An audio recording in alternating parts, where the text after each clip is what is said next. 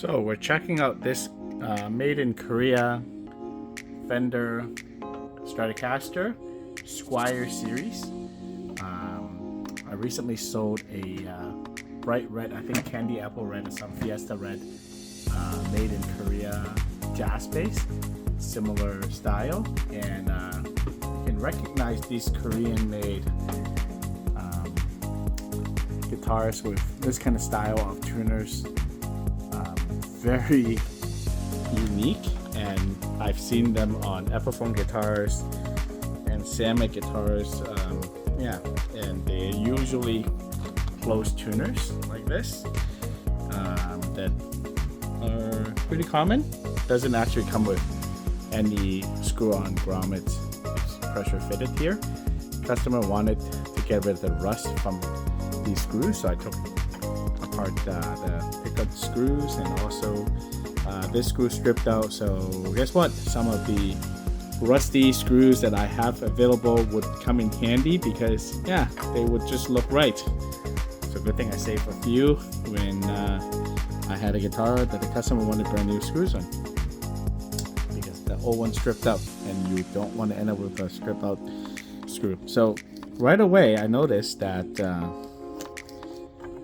whoever had this guitar really didn't abuse it that much, and I can tell that that person didn't bother using it that much, because you can see from the lack of just picking mark from this side of the guitar, which usually hand swings and picks on, and it's pretty pristine, honestly.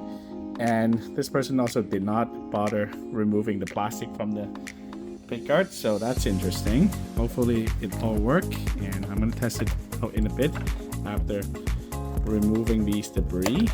And holy cow, been here for some time.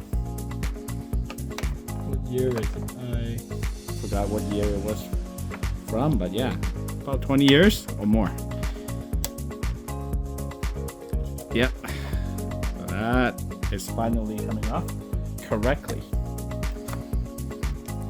Hopefully the volume went nice. And for these guitars, I would probably do that without the screws. I mean, with the screws it's okay, but there's a chance that these old screws can crumble. Ooh, yeah, this has got a lot of interesting history here. Ooh, yeah, we'll just back it.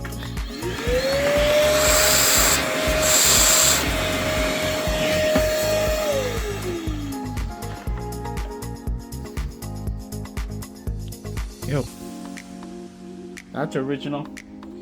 Do the guitar.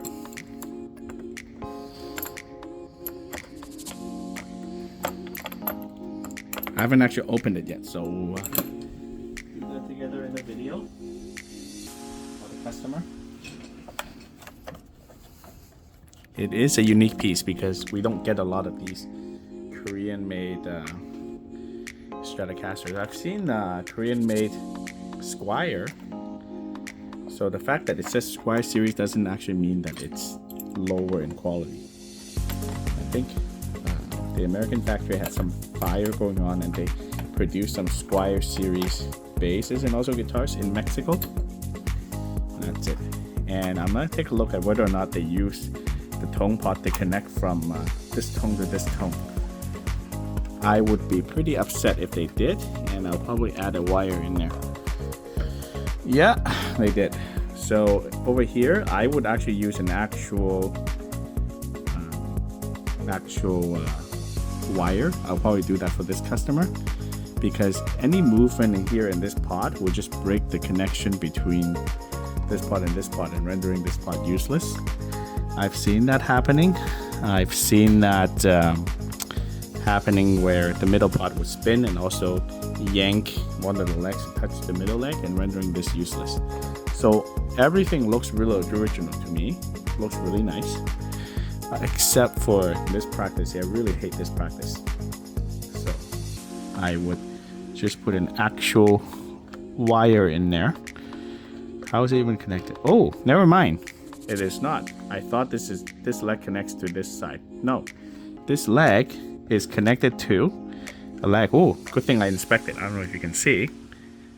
But over here, let me see here. I haven't actually tested the guitar yet, but already found a problem. A little bit lower. We can see that this leg is touching the middle leg. So this tone pot would not have worked at all. See here? Alright, so I'm gonna just untwist this. Don't know what happened over the years. Probably just because this pot was not secured properly, and when the player played and these rigid wires somehow twisted this leg. So that's my guess, but we fixed that. That's good. Ground looks good, everything looks good. 5-way switch looks a little bit cheaper than the American ones, but they work, so that's the most important thing. This one, yeah, no doubt that they will work properly. That's good. There's a lot of space in here. Holy cow! So if anyone wants to upgrade them to EMG pickup, you can put a battery in here. Not that you should. It's pretty sacrilege to take a vintage guitar like this, put an EMG set in. All right, cool. So let's test it out to make sure that everything is in working order. I would definitely add a locking washer in here. Of course, this doesn't have a locking washer, so we're gonna do that in a bit. The jacks feels nice. All right, give me some noise. Yeah, of course. Why would I plug the other side of the cable in the first place? Of course I didn't connect the other side.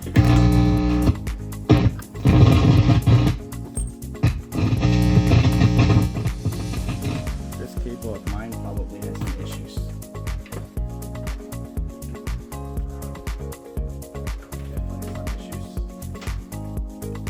Yeah, I do go through a number of these cables once every year and a half, 2 years.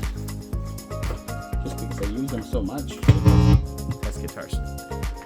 Hopefully this is gonna give me better luck. Fender. Nope. Yeah. The jack just broke. Time to fix that. Alright, yeah. The wire is... No, doesn't seem broken to me. I don't know what happened here. But there's definitely a connection issue in here that we should really get to investigate.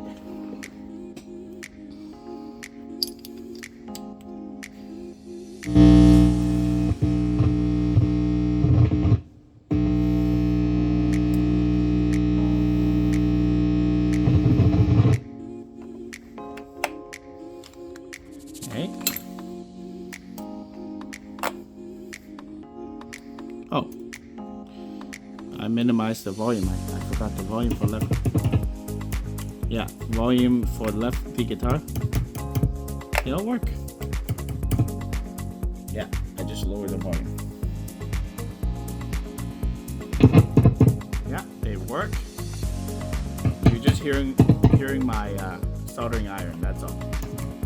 That's how loud my amp is. The soldering iron is on. Yeah, all the positions work.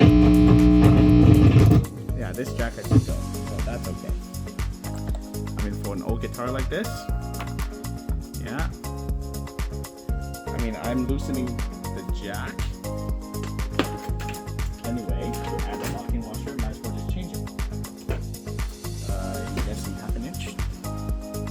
That doesn't look half an inch to me. It's a little bit smaller. I should have known. The American ones would have half an inch. What? Wider? No, I was wrong. I doubted myself. It's half an inch. Alright. Let's put in a nice jack. I saved these. These are good spacers in case you have a pot that sticks out too much. definitely throw out the that thing. Throw out the old one, just in case you're gonna end up using it by mistake. Don't want to do that. Do I have any that are ready to go here? Iron is still heating up right now.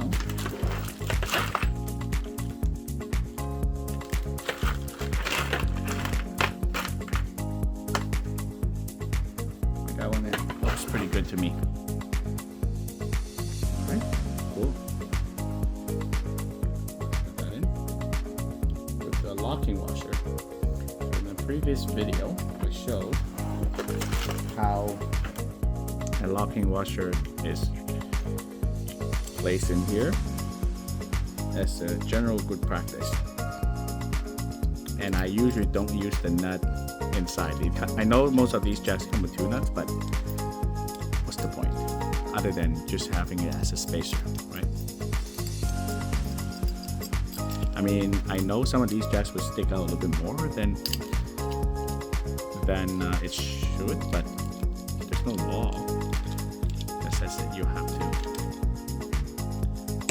actually let it recess. I mean, it looks pretty good to me. I'm not gonna fuzz around finding a nut and then making sure that it doesn't stick out too much. If anything, this kind of thread is good because if it loosens, you would have plenty of time to notice before anything goes wrong and be able to at least use it when it's loose or fix it before it's too late. But if you just have a little bit of thread and by the time you notice it, it's already fallen off and you don't know where to find a nut, it's really bad. Don't want to do that. This wire also has some kind of electrical tape. Interesting. Yeah, but I'm not surprised that this failed. Always comes with another nut with cheaper metal inside.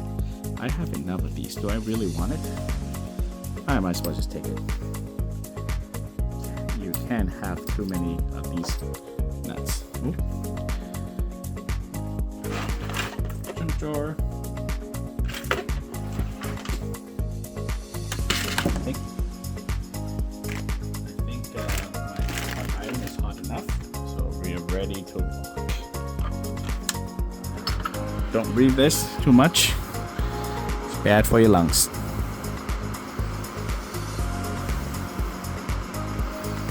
There we go. That would be the hot, and then ground would be the other one. Now, it's important to note, let me touch it for a second. Recycling, mostly metal. Important to note that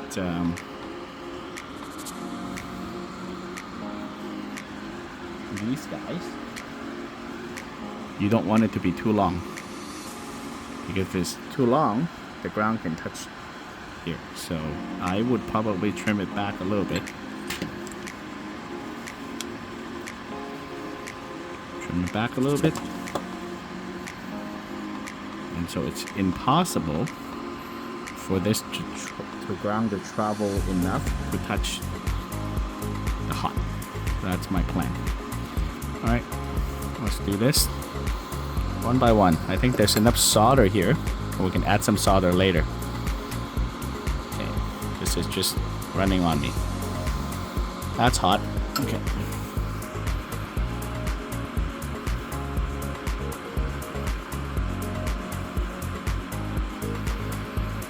See if I can actually thread this into the hole.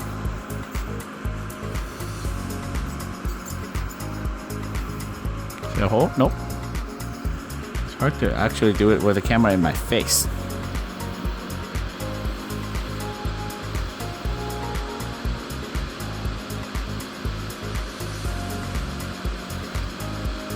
What do we know, right? A 20-30-year-old guitar having a jack problem and also having a hot problem.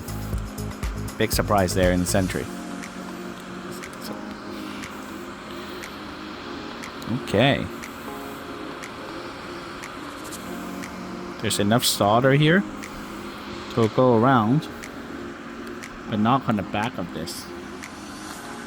can see, but on the back of this, there's still not enough solder, so I'm gonna add some solder in there, and then we're golden.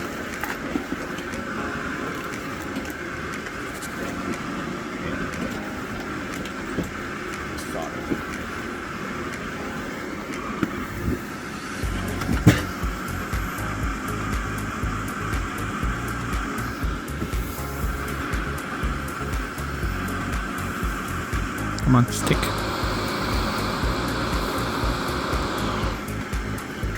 Alright, cool. So hopefully this is gonna work. Yeah.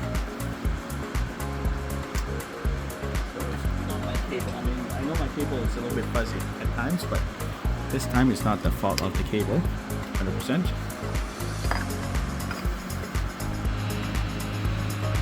Turn off the iron. Turn off the fan. Yeah, and the noise is from my LED lights. I know. That is really good. And I always do a tut test just to make sure this thing doesn't loosen and doesn't cut out. Tut test, which is very good. Alright, cool. So we're gonna put it together once I'm done dealing with the rusty screws. We'll take a look. So over here in my basement kitchen, I got these screws heated up with some vinegar inside of the container. I know that the vinegar can get rid of the rust, probably Coca-Cola, I don't know. And also the heat can speed up the process as well. I think it's doing pretty good. So probably give it a stir, light stir, and hopefully we have our guitar by the end of the night.